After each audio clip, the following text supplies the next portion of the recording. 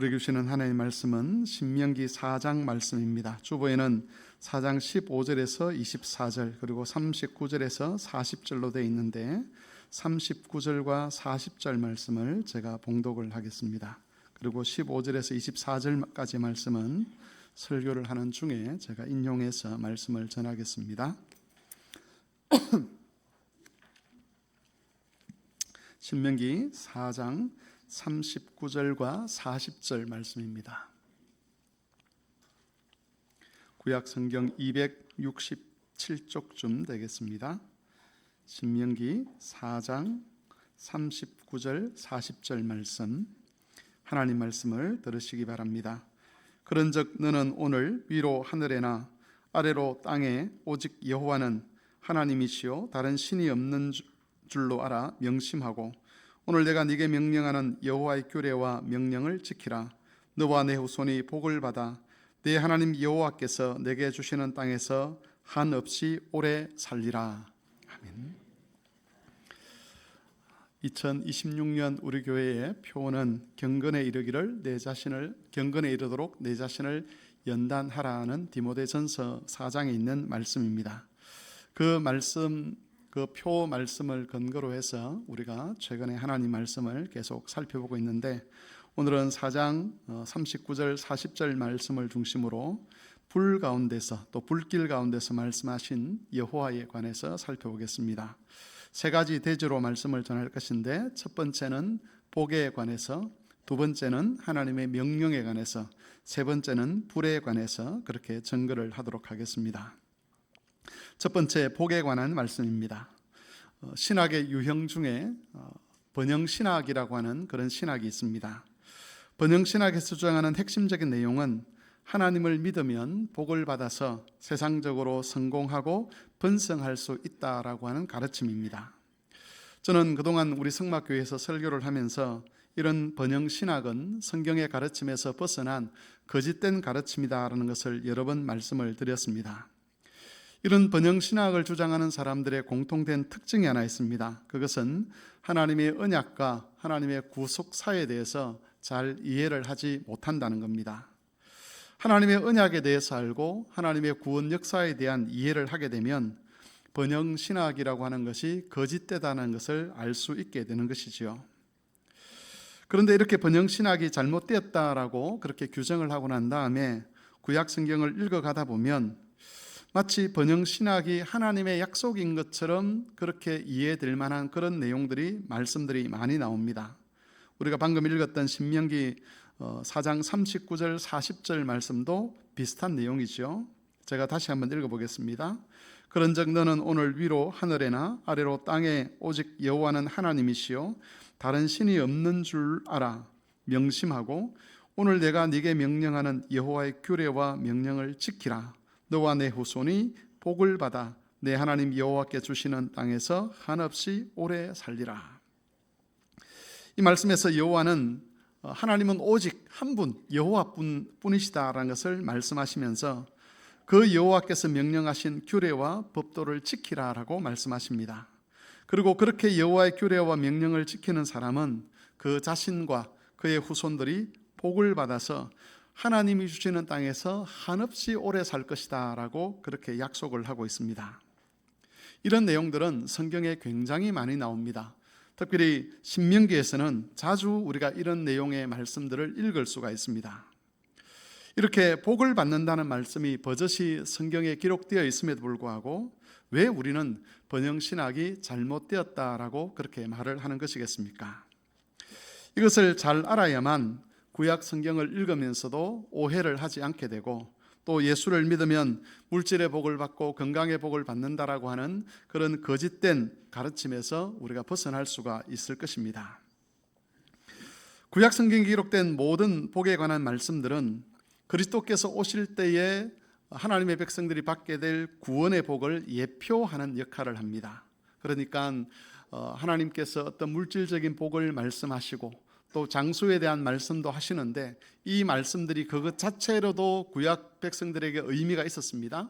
그렇지만 그런 의미보다는 그리스도께서 오셔서 이루실 그 구원이었던 것인지, 그 구원에 대한 예표하는 역할로서 이 복에 관한 말씀들이 그 하나님 백성들에게 주어졌다는 것이지요. 신명기 4장 40절에 보면 너와 내 후손이 복을 받아 네 하나님이 주시는 땅에서 한없이 오래 살 것이다 라고 그렇게 말씀을 하고 있습니다. 여기서 내 하나님 여호와께서 주시는 땅이라고 하는 것은 하나님이 이스라엘 백성들에게 주신 가나안 땅을 의미합니다. 최근에 제가 자주 말씀을 드렸습니다. 기업이라고 하는 것은 하나님이 약속하신 구원이 이루어지는 터전이라는 것을 아마 이제는 머릿속에 이렇게 기억을 하고 계실 겁니다. 이스라엘은 기업으로 받은 땅에서 하나님이 약속하신 모든 구원의 은혜를 복으로 누리게 될 것입니다. 만일 기업을 빼앗긴다면 기업을 누릴 수 있는 터전이 복을 누릴 수 있는 터전이 사라지기 때문에 구원을 빼앗기는 것과 다름이 없는 그런 결과에 이르게 되는 것이지요. 하나님은 이스라엘이 하나님 명령을 잘 지키면 그 하나님 주신 기업에서 한없이 오래 살 것이다 라고 그렇게 약속을 하셨습니다. 이것은 마치 하나님을 잘 믿으면 장수하는 복을 얻게 될 것이다 하는 그런 말씀처럼 들릴 수가 있습니다. 그런데 말씀을 읽을 때에 강조점을 어디에 두고 읽을 것인가를 우리는 고민을 해야 됩니다. 우리는 주로 오래 사는 것에 강조점을 둡니다. 네가 내 하나님 명령을 잘 지키면 오래 살 것이다, 이렇게 강조점을 두어서 읽게 된다는 것이죠. 그런데 우리가 읽었던 이 신명기 4장 40절에서 하나님께서 강조하시는 곳은 오래 사는 것에 강조가 있는 것이 아니라 하나님이 주시는 땅, 거기에 강조점이 있다는 것이죠. 그래서 네가 오래 살 것인데 어디에서 오래 살 것이냐? 하나님이 내게 주시는 바로 그 땅에서 오래 살 것이다, 이렇게 하나님께서 강조점의 포인트를 거기에 두어서 우리로 하여금 읽게 하신다는 겁니다. 하나님 주시는 그 기업에서 너희가 오래 살 것이다. 그리고 여러분, 여기서 오래 산다는 것은 단순히 수명이 늘어나는 것을 의미하는 그런 표현은 아닐 것입니다. 신명기 28장을 보면 이 말씀의 의미를 우리가 좀 더 잘 알 수가 있습니다. 제가 신명기 28장을 읽지는 않겠지만 여러분이 성경을 펴서 한번 그 내용을 한번 살펴보십시오.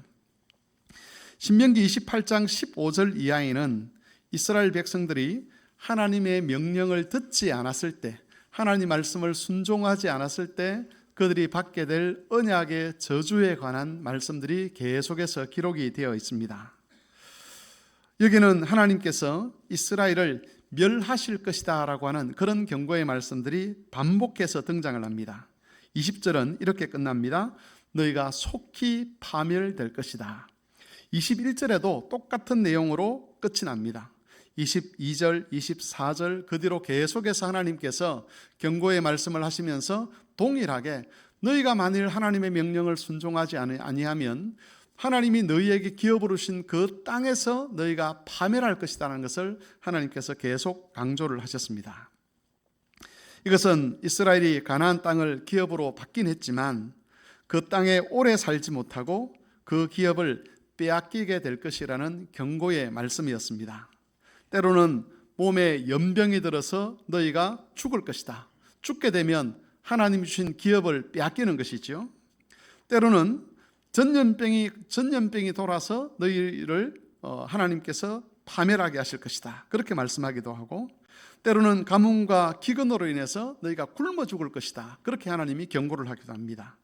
때로는 이방인들이 쳐들어와서 너희의 목숨을 빼앗음으로 말미암아 하나님이 주신 기업에서 너희가 잘려나가게 될 것이다, 그렇게 경고를 하기도 합니다. 원래 하나님이 약속하신 구원의 복을 누리도록 하나님께서 기업을 주셨는데 그 땅에서 복을 누리지 못하고 하나님이 약속하신 복에서 단절되는 것, 그게 바로 죽는 것으로 표현이 되는 것입니다. 반대로 장수를 한다는 것은 기업으로 받은 그 땅에서 구원의 복을 누리는데 아무런 방해를 받지 않을 것이라는 그런 의미입니다. 하나님께서 여호수아 1장 8절에서 여호수아에게 하신 말씀이 있죠. 너희가 이 율법을 잘 지키면 너희가 형통하게 될 것이다. 너희가 평탄하게 될 것이다 라고 그렇게 말씀하셨는데, 이때 말하는 이 형통, 만사 형통이라고 하는 것이 모든 것이 다 잘 될 것이다 그런 의미가 아니라, 하나님께서 약속하신 그 약속을 누리는 데 있어서 방해되는 것이 없을 것이다, 이런 의미입니다.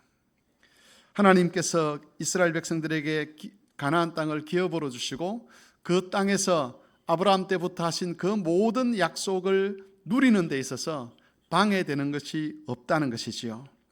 전염병이 돌지 않을 것이고, 자연재해가 없을 것이고, 이방인들이 쳐들어오지 않을 것이다. 혹 누군가가 쳐들어오면 내가 반드시 너희를 막아내겠다. 그리하여서 너희가 이 땅에서 하나님의 복을 누리는데 아무런 방해가 없도록 내가 만들어 갈 것이다. 그게 바로 하나님께서 형통하게 하신다는 약속이고, 바로 이 형통하게 하신다는 그것이 바로 장수하게 될 것이다, 너희가 오래 살 것이라는 말로 표현이 되는 것입니다. 하나님이 각각에게 정하신 생명의 때가 다하기까지 그 구원에서 단절되지 아니하고 지속적으로 그 복에 참여하게 되는 것, 그것을 가리켜서 장수한다라는 말로 표현이 되는 것입니다. 그렇다면 여러분, 우리는 하나님이 약속하신 이 물질의 복에 대해서는 어떻게 이해를 해야 되겠습니까? 구약시대에 보면 하나님께서 아브라함을 부자가 되게 하셨다 그러죠. 그래서 어떤 분들은 우리도 아브라함처럼 믿음을 가지면 부자가 될 수 있다, 그렇게 설교를 하는데, 과연 그렇게 우리에게 적용할 수 있느냐 하는 겁니다. 이 말씀을 잘 이해하도록 하나님께서 주신 본문이 요엘서 2장 말씀인데, 이곳은 우리가 같이 한번 찾아보았으면 좋겠습니다. 요엘서 2장입니다.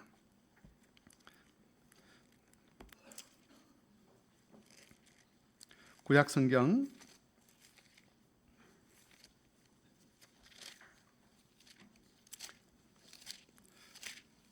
요엘서 2장 18절부터 보았으면 좋겠습니다.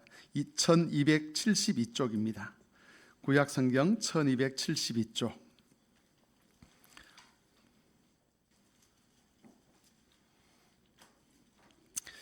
이스라엘 백성들이 자신들의 죄를 회개하고 하나님께로 돌아오면 하나님께서 어떻게 이스라엘 백성들을 대우하실 것인가 하는 것이 요엘서 2장 18절 이하에 기록이 되어 있습니다. 18절에서 27절을 보면 하나님께서 아브라함에게 약속하셨고 모세에게 약속하셨던 그 말씀이 다시 반복이 됩니다. 너희 땅이 복을 받을 것이고, 너희의 어떤 가축들이 복을 받을 것이고, 너희의 곡물들이 복을 받을 것이고, 그래서 너희의 삶이 풍요해질 것이다 하는 말씀이 2장 18절에서 27절에 기록되어 있습니다. 그리고 2장 28절부터는 갑자기 성령에 대한 약속의 말씀이 나오는데, 28절에서 32절까지를 같이 한번 합독을 해보도록 하겠습니다. 그 후에 내가 내 영을 만민에게 부어주리니 너희 자녀들이 장래일을 말할 것이며, 너희 늙은이는 꿈을 꾸며 너희 젊은이는 이상을 볼 것이며, 그때 내가 또 내 영을 남종과 여종에게 부어줄 것이며, 내가 이적을 하늘과 땅에 베풀리니 곧 피와 불과 연기 기둥이라.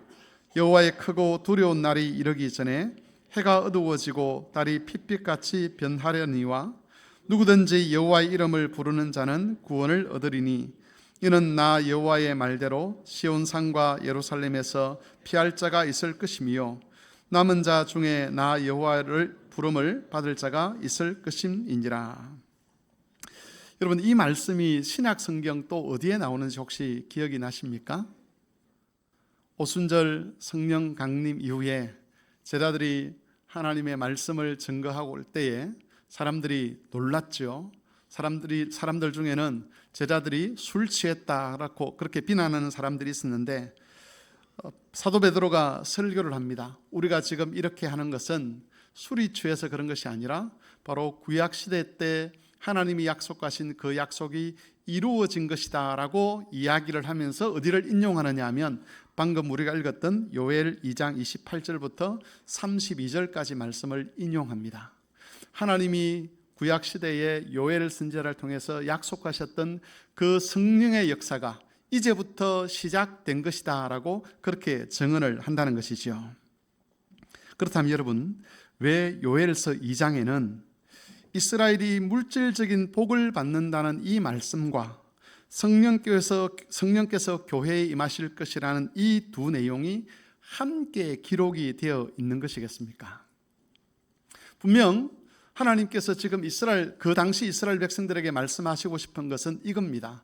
너희가 내 말을 듣고 여호와의 규례를 기억하고 하나님의 명령을 지키게 되면 아브라함과 이삭과 야곱에게 그리고 모세를 통해서 너에게 약속하셨던 그 복을 너희가 누리게 될 것이다.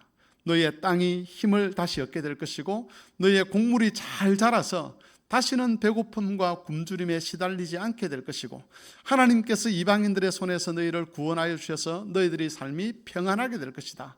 너희의 가축들도 새끼를 잘 낳고 그래서 너희가 부유하게 살 것이다. 이 말씀을 하나님이 하시고 싶은 겁니다. 그런데 그렇게 말씀하시다가 갑자기 성령 하나님에 대한 이야기를 한다는 것이죠. 그래서 왜 이 내용이 서로 맞지 않는 이 두 내용이 연이어서 나오는가에 대한 이해가 필요한 것입니다. 여러분, 이것은 구약에서 약속하고 있는 물질의 복에 대한 약속이 궁극적으로는 교회에 성령이 임하실 것을 예표하는 그런 역할을 하고 있기 때문입니다. 앞에서 말씀드린 대로 구약에서 약속하고 있는 모든 물질의 복이 그리스도께서 오셔서 자기 백성에게 베푸실 그 은혜를 예표하는 역할을 하는 것이죠. 왜 그러면 이런 식으로 예표하는가 하는 것은 오늘은 다 말씀을 드릴 수가 없고 다음에 기회를 봐서 다시 한번 말씀을 드리도록 하겠습니다. 그래서 여러분, 구약에서 물질의 복에 대해 약속하고 있는 것을 신약 시대를 살아가는 우리에게 그대로 적용을 시키게 되면 우리도 예수를 믿으면 아브라함처럼 부자가 될 수 있고 무병장수할 수 있다는 그런 결론이 나게 되는데 이것은 하나님의 뜻을 완전히 왜곡하는 말씀이라는 겁니다. 하나님께서 궁극적으로 우리에게 주시고자 하는 이 복의 실체가 뭐냐라고 했을 때 그것은 예수님 안에서 성령의 도움을 받아 하나님 백성으로 살아가게 되는 겁니다. 물론 우리는 그리스도 안에서 다양한 복을 누리게 됩니다. 그런 복들 중에 어떤 사람들은 물질이나 건강의 복을 누리기도 합니다. 다만 그런 물질과 건강의 복이 그리스도 안에서 약속된 복의 핵심은 아니라는 겁니다. 우리가 믿음 안에서 누리는 복의 핵심은 죄인 되었던 우리가 하나님의 자녀가 되었다는 것이고 하나님 나라 백성이 되었다는 것입니다. 특별히 성령께서 우리 안에 내주하시면서 우리를 이제 새로운 피조물로 바꾸어 가시는 것, 거룩하신 삼위 하나님께 합당한 인격을 가진 자로 변화되도록 하는 것, 그게 성경에서 우리에게 약속하고 있는 진짜 복이라는 것이죠. 그래서 내가 하나님의 은혜를 받은 사람인가, 하나님이 과연 나와 함께 하시는가 하는 것을 점검할 때에 다른 사람은 이렇게 물질의 복을 받고 건강의 복을 받는데 왜 나는 그렇게 안 되는가, 그걸 기준으로 삼으려고 해서는 안 되는 것이지요. 그건 핵심이 아니라 하나님께서 우리의 상황과 우리의 형편과 우리의 경건을 위하여서 하나님께서 하나님의 주권대로 우리 각자에게 허락하시기도 하고 가져가기도 하시는 겁니다. 우리는 그 하나님의 뜻을 알 수가 없죠. 왜 어떤 사람은 부욕해 하시는지, 왜 어떤 사람은 가난하게 하시는지 우리는 알 수가 없습니다. 그래서 우리는 모든 상황에서 겸손한 마음으로 하나님이 자로 지어준 그 구역에서 범사에 감사하는 태도로 살아가야 합니다. 중요한 것은 진짜 우리 예수 믿는 사람들이 받는 복, 그게 뭔지를 알아야 한다는 것이죠. 하나님의 자녀가 아니었던 자들, 진노의 자녀였던 자들, 마귀의 자식이었던 그 우리들을, 그런 죄인들을 이제는 하나님의 자녀가 되게 하시고 자녀되는 권세를 얻게 하시고 그 거룩하신 하나님과 교제하게 하시고 더구나 그 거룩하신 하나님을 닮아갈 수 있도록 하셔서 맨 끝에는, 결론에서는 우리와 그리스도가 하나가 될 수 있도록 하시는 것, 그게 하나님께서 우리에게 약속하신 복이라는 겁니다. 그래서 오늘 이 구약시대에 있는 이 복의 말씀을 읽으면서 우리가 기억해야 될 것은, 우리도 예수 믿으면 이렇게 무병장수할 수 있는 것이구나, 그렇게 결론을 내는 것이 아니라 이 시대에 하나님께서 이렇게 복의 약속을 하셨는데 그 복이 오늘날 우리에게는 그리스도를 믿고 그리스도 안에서 새로워지는 것으로 적용된다는 것을 우리가 알아야 하는 것이죠. 정리를 하면 하나님의 복을 이해하는 데 있어서 구약의 방식대로 이해를 해서는 안 될 것입니다. 구약에서 말하는 물질이나 건강이나 장수의 복은 그리스도 안에서 우리가 얻게 되는 구원의 은혜를 예표하는 역할을 합니다. 따라서 물질이나 건강을 가지고 하나님의 복을 헤아리려고 해서는 안 될 것이고, 그래서 예수 믿으면 복 받는다는 말을 쉽게 해서도 안 될 것입니다. 우리가 받은 진짜 복은 하나님의 자녀가 되는 것이고, 성령께서 지금 우리 안에 역사하셔서 우리를 새로운 피조물로 날마다 변화시켜 가고 계신다는 것입니다. 신명기 4장 39절에서 40절에 있는 이 복에 대한 하나님의 약속은 바로 이런 관점에서 우리가 이해를 해야 될 것이고, 앞으로 신명기와 구약 성경을 읽을 때마다 복에 관한 말씀이 나올 때 이런 관점에서 우리가 성경을 묵상해야 될 것입니다.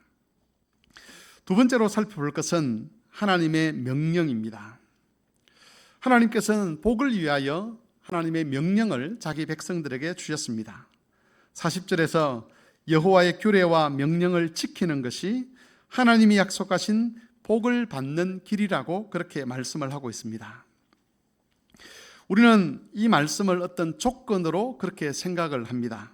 다시 말하면 하나님 말씀을 순종하면 복을 받고 하나님 말씀을 순종하지 않으면 저주를 받는다는 그런 식으로 이해를 한다는 겁니다. 하지만 하나님의 말씀과 복이라고 하는 것은 서로 조건으로 연결되어 있지 않습니다. 오히려 이것은 약속이라고 할 수가 있습니다. 이 관계를 이해하기 위해서는 하나님의 계명이 가지고 있는 특징이 무엇인가를 우리가 살펴보아야 합니다. 하나님께서 금하신 것이 있습니다. 하나님께서 행하라고 하시는 것이 있습니다. 이런 것들은 그 자체로서 어떤 의미도 있겠지만 하나님께서 왜 어떤 것을 금하시는가, 하나님께서 왜 어떤 것을 행하라고 하시는가라고 했을 때 그것은 하나님의 백성들을 연단하는 것과 관련이 있다는 겁니다. 다시 말해서 하나님의 백성들이 하나님 백성답게 변해 가도록 하는 데 있어서 제거되어야 할 것들, 또 버려야 될 것들, 이런 것들과 하나님의 계명이 관련이 있다는 것이죠. 여러분, 죄라고 하는 것은 힘을 가지고 있습니다. 그 힘으로 사람들에게 영향을 끼치는데 그 영향 때문에 사람들의 생각의 방향이 정해지게 되고 말하는 방식이 정해지게 되고 또 행동하는 방식이 정해지게 됩니다. 우리나라 속담에 이런 말이 있죠. 사촌이 땅을 사면 뭐가 아프죠? 배가 아프다 그럽니다. 주는 것 없이 뭐하다 그러죠? 밉다 그럽니다. 여러분, 사촌이 땅을 사는데 왜 내 배가 아픈 거죠? 왜 자기 배가 아플까요? 왜 주는 것 없이 사람이 미워지겠습니까? 이런 것들은 그냥 나온 말들이 아니죠. 사람들의 삶을 오랫동안 관찰해 보니까 거의 모든 사람들이 이런 식으로 사건을 이해하고 이런 식으로 어떤 일을 받아들이더라는 겁니다. 그래서 속담이 되고 격언이 되는 것이죠. 사람들이 일반적으로 가지고 있는 생각의 방향입니다. 이런 방식이 사람들 안에 굳어지게 한 것, 그게 뭐냐? 그게 바로 죄의 힘입니다. 그래서 어떤 특별한 경우가 아니라면 거의 모든 사람들은 다 이런 방식으로 생각을 하고 행동을 합니다. 교회 안에 있다고 해서 이런 것에서 우리가 자유롭지는 않습니다. 한번 미워하기 시작하면 괜히 그 사람의 모든 것이 다 미워집니다. 못하는 것도 미워 보이지만 잘하는 것도 밉게 보입니다. 그러면 꼬투리를 잡고 싶어지는 것이죠. 예수님 당시에 서기관이나 바리새인들이 그랬습니다. 그들은 어느 순간부터 예수님을 미워하기 시작했습니다. 그때부터 예수님의 모든 것을 미워하고 시기하고 질투했습니다. 예수님이 선한 행동을 하고 올바른 말씀을 하셔도 그것을 곧이곧대로 받지 않고 늘 그 말씀의 꼬투리, 예수님의 행동의 꼬투리를 잡으려고 했습니다. 그들의 마음과 생각이 죄가 작용하는 방식대로 뒤틀려져 있기 때문에 그런 태도가 나온 것이지요. 마음의 모양새가 그렇게 되어 있다는 겁니다. 생각의 모양새가 그렇게 되어 있다는 것이죠. 우리가 붕어빵을 이렇게 보면 붕어빵 틀이 있습니다. 거기에 어떤 것을 갖다 놓아도 나중에 보면 그 틀대로 되는 것처럼 모양새가 그렇게 되어 있는데, 인간의 마음의 모양새가 사촌이 땅을 사면 배가 아픈 방식으로 마음의 모양새가 뒤틀려 있는 겁니다. 주는 것 없이 다른 사람이 미운 그런 마음을 갖도록 우리 마음의 모양새가 그렇게 뒤틀려 있는 것이지요. 하나님이 이스라엘 백성들에게 주신 그 명령들은 죄의 힘에 의해서 만들어져 있는 그 모든 잘못된 모양새들, 모든 습관들과 구조와 방식을 끊어내고 버리도록 하는 명령이었습니다. 그런 것들은 하나님이 약속하신 복과 어울리는 것이 아니지요. 따라서 하나님의 백성이라면 그런 것들을 끊어내어야 했고, 또 그런 것에서 벗어나야만 했습니다. 그것을 가리켜서 우리가 올해 교회 표로 삼았던 그 말씀처럼 연단이라고 하는 것이죠. 연단의 의미가 연습한다, 훈련한다라는 것이 있는데, 어떤 훈련이냐?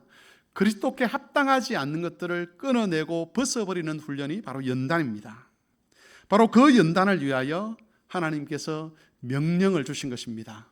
네 속에서 이거는 끊어내어야 되는 것이다. 네 속에서 이거는 벗어버려야 되는 것이다.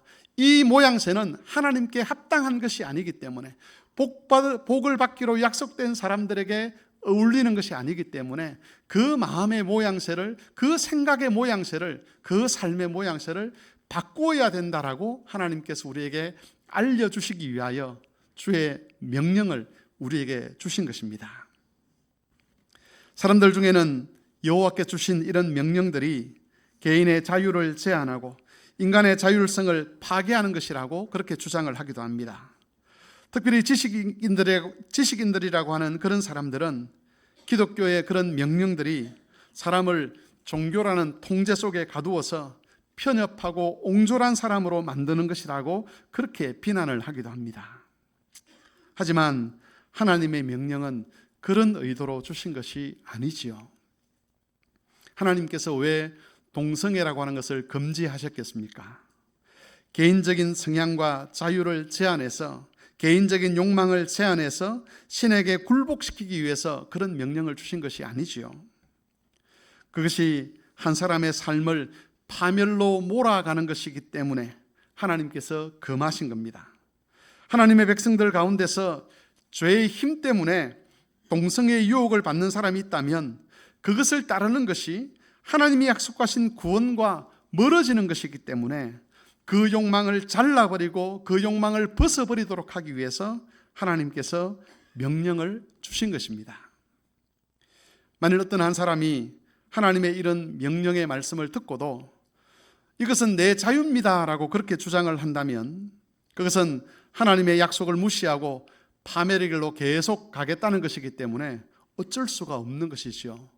하나님께서 그 사람에게 구원의 복을 주시고자 하지만 스스로 그 복을 거절하는 것이기 때문에 하나님께서 그 사람을 향해서 하나님이 약속하신 그 구원의 복에서 멀어지는 것에 대해서 어쩔 수가 없는 겁니다. 성도 여러분, 우리는 태생적으로 하나님의 복에 합당한 존재들이 아닙니다. 죄가 만들어 놓은 것들이 우리 안에 가득합니다. 미움과 원망과 시기와 불의와 분노와 수군수군하는 것과 뒷담화하는 것과 마음이 이런 것들에 의해서 장악이 되어 있습니다. 마음의 모양새가 그렇게 만들어져 있습니다. 그래서 원래대로 한다면 심판밖에는 우리가 맞이할 것이 없습니다. 하나님께서 그냥 우리의 자유대로 내버려 두시면 이 죄에 의해서 삐뚤어져 있는, 어그러져 있는 이 마음의 모양새대로, 이 삶의 모양새대로, 이 생각의 모양새대로 살아가다가 결국은 자기 죄에 의해서 심판의 길로, 패망의 길로 갈 수밖에 없는 것이지요. 그런데 하나님께서 자기 백성들에게 구원을 약속하셨습니다. 그리고 우리로 하여금 그 구원에 합당하도록 연단하기 위해서 명령을 주셨습니다. 지키면 복을 얻고 안 지키면 심판을 받게 될 것이라는 그런 조건을 가지고 말씀하신 것이 아니지요. 하나라도 어기면 가만두지 않겠다는 그런 위협 속에서 이 명령을 주신 것이 아니라는 겁니다. 구원을 받았으니, 이제 하나님께서 약속하신 그 복의 자리로 너희가 초대를 받았으니 이제 옛사람을 벗어버리고 잘라낼 것은 잘라내고 그 잘못된 마음의 모양새와 생각의 모양새와 삶의 모양새를 바꾸어서 이제는 새 사람으로 살아야 된다는 그런 의도를 가지고 하나님께서 우리에게 명령을 주신 것입니다. 그런 은혜를 거부하고 하나님의 명령을 따르지 않는다면 어떻게 되겠습니까? 당연히 원래 받아야 될 심판을 받아야 되는 겁니다. 그러므로 우리 성막교회 성도들은 성실하게 하나님의 명령을 지키는 그런 교우들이 되었으면 좋겠습니다. 혹 우리가 하나님의 명령을 지키기 위해서 애쓰고 수고하다가 실패한다면 그때는 죄의 사함을 약속하신 그 하나님의 은혜를 기억하고 하나님께 죄 용서를 구하고 다시 힘을 얻어서 주의 계명을 지키는 자리로 다시 돌아와야 되겠죠. 하나님께서 우리가 한두 번 실패했다고 해서, 한두 번 명령을 어겼다고 해서 칼같이 우리를 잘라내고 그러지는 않으실 겁니다. 이미 우리를 하나님 백성으로 받아들이셨고, 이미 하나님께서 오래 참으시기로 작정하셨고, 이미 우리를 기다려주기로, 인내해 주시기로 작정을 하셨습니다. 이제 우리가 하나님 앞에 결단해야 되는 것이죠. 그렇게 하나님께서 우리에게 복을 약속하셨으면 이제 그 하나님의 명령대로 우리가 순종하며 살아가겠습니다. 우리 마음의 모양새를 좀 바꾸어 보겠습니다. 우리 생각의 모양새를 바꾸어 보겠습니다. 우리 삶의 모양새를 하나님 말씀으로, 하나님 명령으로 바꾸어 보겠습니다라는 그런 의지를 가지고 하나님께 나아가야 할 것입니다. 마지막 세 번째로 살펴볼 것은 불입니다. 여러분 4장 15절 말씀을 보시면, 신명기 4장 15절입니다. 하나님께서 이 모든 명령들을 주실 때에 불길 가운데서 명령을 주셨다라고 그렇게 되어 있습니다. 4장 15절은 같이 한번 읽어보도록 하겠습니다. 신명기 4장 15절입니다. 같이 한번 읽겠습니다. 시작. 여호와께서 호렙산 불길 중에서 너희에게 말씀하시던 날에 너희가 어떤 형상도 보지 못하였은즉 너희는 깊이 삼가라. 여러분 하나님께서 말씀을 하실 때 불 가운데서 말씀하셨다, 그렇게 증언을 하고 있습니다. 이 주제는 제가 2021년도에 십계명 설교를 하면서 한번 다루었던 그런 내용입니다. 그때 자세하게 불 가운데 말씀하신다는 것이 어떤 의미인가를 그렇게 설교를 했었는데, 오늘은 그때 했던 말씀 중에서 한 가지 주제만 가져와서 간단하게 그렇게 좀 전하고자 합니다. 이스라엘이 불 가운데 말씀하시는 하나님을 경험했던 것은 출애굽 이후에 시내산 앞에 섰을 때입니다. 그때 그 장면을 우리가 지난주에 살펴봤던 4장 11절 12절에서 기록을 하고 있습니다. 그 내용을 잠깐 정리를 해보면, 그들은 시내산에 흑암과 어둠과 구름으로 뒤덮이는 장면을 보았습니다. 그리고 그 상황에서 산 꼭대기에서 하늘로 솟구치는 불길을 보았습니다. 그리고 그 불기둥 가운데서 하나님의 음성이 그들에게 들렸습니다. 바로 그 장면을 두고 불 가운데서 말씀하셨다라고 그렇게 표현을 하는 것이지요. 하나님께서 불 가운데 말씀하셨다는 것은 하나님의 말씀이 불 같은 특징을 가지고 있다는 그런 뜻입니다. 하나님 말씀이 불 같다, 하나님 말씀이 불의 특징을 가지고 있다는 것이 어떤 뜻이냐? 몇 가지 의미가 있는데, 오늘 우리가 살펴볼 주제와 관련해서 성경 두 곳을 우리가 좀 살펴보겠습니다. 먼저 예레미야 애가 1장 13절을 보겠습니다. 예레미야 애가 1장 13절, 구약 성경 1143쪽입니다. 예레미야 애가 1장 13절 같이 한번 읽겠습니다. 구약 성경 1143쪽 다 같이 읽겠습니다. 시작.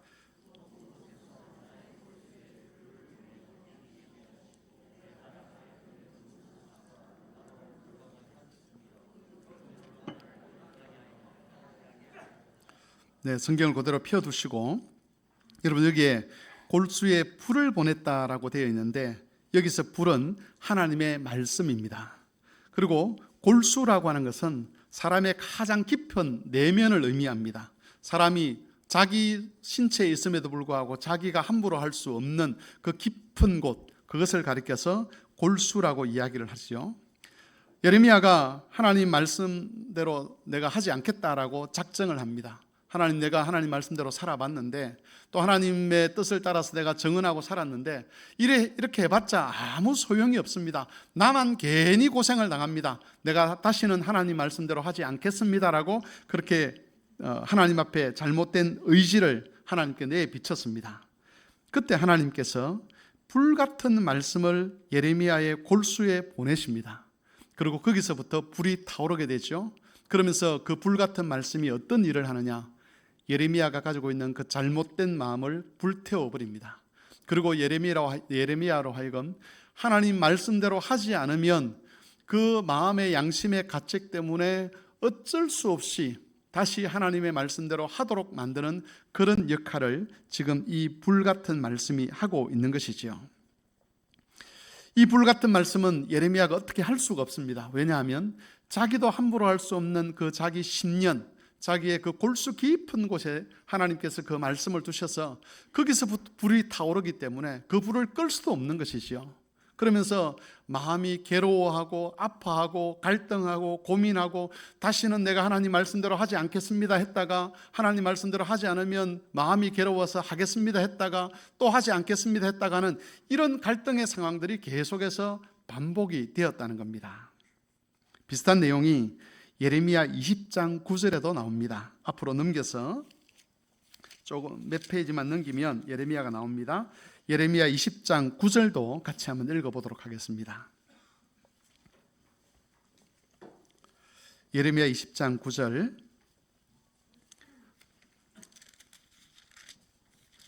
구약성경 1082쪽입니다. 예레미야 20장 9절 다 같이 읽겠습니다. 내가 다시는 여호와를 선포하지 아니하며 그의 이름으로 말하지 아니하리라 하면 나의 마음이 불붙는 것 같아서 골수에 사무치니 답답하여 견딜 수 없나이다. 여러분, 이 말씀은 한국말로 번역하면서 의역을 너무 많이 했습니다. 여기에 마음이 불붙는 것 같아서 마음에 사무친다라는 말씀이 있는데, 이 말씀의 원래 뜻은 하나님께서 내 골수에 불같은 말씀을 보내셨는데 그 불같은 말씀이 내 마음을 불살하게 합니다, 이런 뜻으로 해석하는 것이 맞습니다. 앞에서와 마찬가지로 예레미야는 내가 다시는 여호와를 선포하지 않겠습니다, 다시는 여호와 이름을 말하지 않겠습니다, 그렇게 작정을 했습니다. 그런데 하나님께서 불같은 말씀을 예레미야에게 보내십니다. 그 불같은 말씀을 어디에 보내시느냐? 예레미야의 골수에 보내십니다. 골수에서부터 그 말씀이 타오릅니다. 답답하여 견딜 수가 없는 것이죠. 하나님의 뜻대로 하지 않겠다는 그 결정을 유지할 수 없도록 만드는 겁니다. 양심의 가책을 느끼고 마음의 괴로움을 느끼고, 그래서 내가 하나님 말씀을 전하겠습니다, 여호와의 이름으로 말하겠습니다라고 하나님 앞에 항복할 때까지 그 마음을 하나님께서 말씀으로 괴롭히시는 겁니다. 여러분, 정리를 해보면 하나님께서 불길 가운데 말씀하셨다는 것은 하나님 말씀이 불의 특징을 가지고 있다는 그런 뜻인데, 불의 특징은 태워버리는 것이죠. 잘못된 것들을 태워버리는 겁니다. 벗어버려야 될 것, 잘라버려야 될 것, 외면해야 될 것, 그런 것들을 다 불태워버리고 하나님께서 기뻐하시는 것, 하나님께 영광이 되는 것, 옳은 것, 바른 것을 선택하도록 사람의 마음을 불타오르게 하는 겁니다. 따라서 여러분, 이스라엘 백성들에게 불 가운데 말씀하셨다는 것은 단순히 하나님이 말씀하시는 그 장면을 묘사한 그런 말씀이라고 할 수가 없습니다. 오히려 이것은 하나님의 약속이죠. 하나님께서 명령을 주시는데 그냥 단순한 명령을 주시는 것이 아니라 불같은 명령을 주셔서 우리가 부족해도, 우리가 연약해도 하나님의 그 말씀의 특징 때문에, 그 말씀이 가지고 있는 성격 때문에 우리를 하나님께 항복시키고, 우리가 끝까지 붙들고 싶어하는, 놓고 싶지 않은 그 삐뚤어진 마음의 모양새들, 그 삐뚤어진 생각의 모양새들, 삶의 모양새들, 그것들을 바꾸어서 하나님이 기뻐하시고 하나님 백성에 합당한 그 모습으로 하나님께서 바꾸어 가시겠다는 하나님의 의지를 불 가운데 말씀하시는 것으로 드러내신 것입니다.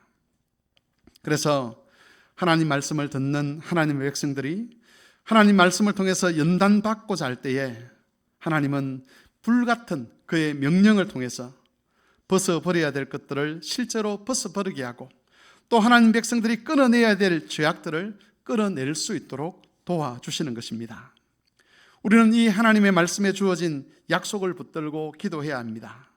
주님의 말씀이 불같은 말씀이 되어서 우리를 새롭게 연단하게 하시고, 벗어버려야 될 것들을 벗어버리고 끊어버려야 될 것을 끊어버리게 하셔서 우리로 하여금 점점 더 그리스도를 향하여 자라갈 수 있도록 도와주시기를 기도해야 합니다. 그럴 때 하나님 말씀은 불같은 말씀으로 우리에게 찾아올 것이고, 우리로 하여금 복 있는 자의 삶을 살아가도록 할 것입니다. 말씀을 정리합니다. 하나님은 이스라엘에게 복을 약속하셨습니다. 그리고 이스라엘이 실제로 그 복을 누릴 수 있도록 불같은 말씀을 주셨습니다. 만일 이스라엘이 하나님의 약속을 믿고 하나님 말씀을 지키려고 한다면 불같은 그 말씀이 그들을 날마다 새롭게 변화시켜서 그 복에 합당하도록 만들어 갈 것입니다. 이 약속은 신약의 교회를 위한 약속이기도 합니다. 우리는 왜 하나님 말씀이 불같은 말씀인지 구약 교회보다 더 잘 알고 있습니다. 말씀이 임하는 곳에 성령께서도 함께 하십니다. 성령께서 말씀을 사용하셔서 우리의 마음과 생각과 삶의 모양새를 바꾸어서 우리를 그리스도 닮은 자로 변화시키는 것이죠. 그러므로 믿음 안에서 날마다 이 하나님의 은혜를 구합시다. 그리하여 매일매일 경건에 이르기를 연단하여 우리 주 되신 예수 그리스도에게까지 잘 자라가는 그런 모든 성막의 교우들이 되시기를 바랍니다. 주의 말씀을 생각하며 기도하겠습니다. 하나님은 우리에게 복을 이미 약속하셨습니다. 우리는 복 있는 자의 삶을 살아갑니다. 이 삶을 위하여 하나님은 불 가운데서 우리에게 명령을 주셨습니다. 이 하나님 말씀의 능력이 우리 각자에게 나타나게 하시고 우리 교회에 나타나셔서 우리가 연단을 받아 하나님에게 그리스도에게로 잘 자라갈 수 있도록 주께서 복을 주시기를 한 목소리로 기도하겠습니다.